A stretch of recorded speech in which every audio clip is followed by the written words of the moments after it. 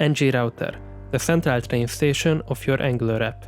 Each route is a train line and each component is a destination city. If a user types dashboard to the browser, it's like buying a ticket to dashboard wheel. We will start by generating two components which we can use for route destinations. For the example, I will use cats and dogs. Go to the app.routes file, where you can register them as routes. The routes file usually exports a routes object, which is a list of routes. To add a new route, create an empty object, add the path parameter and the component parameter. The path is basically the address of the page and the component will be injected to the page. To create a navbar, delete the original content of the app component. Create a div, a list, and two links as list items. To display the current route, you need to add a special tag in Angular called routerOutlet.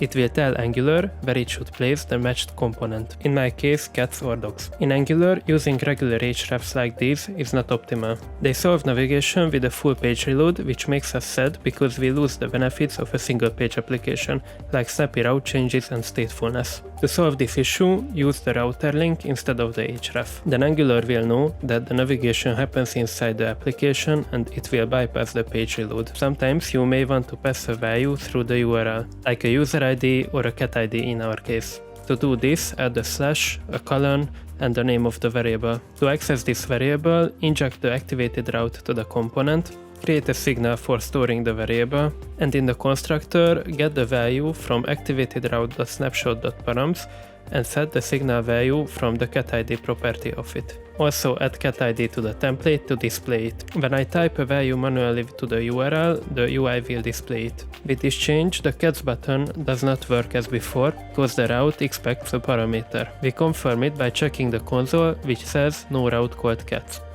To resolve the error, we go to routes and create a path without the cat ID parameter. Or if you have a default value, you can use redirect to set it if no cat ID provided. Sometimes we want to navigate using JavaScript, not router links. Let's say we want to navigate from dogs to cats after 4 seconds. To do this, we inject an object called router. In the constructor, we create a timeout, and in the callback, we call router.navigate, which expects a list of strings. These are the parts of the target route. And set the timeout for 4 seconds. When we click on dogs, the timeout will start, and after 4 seconds we go to cats.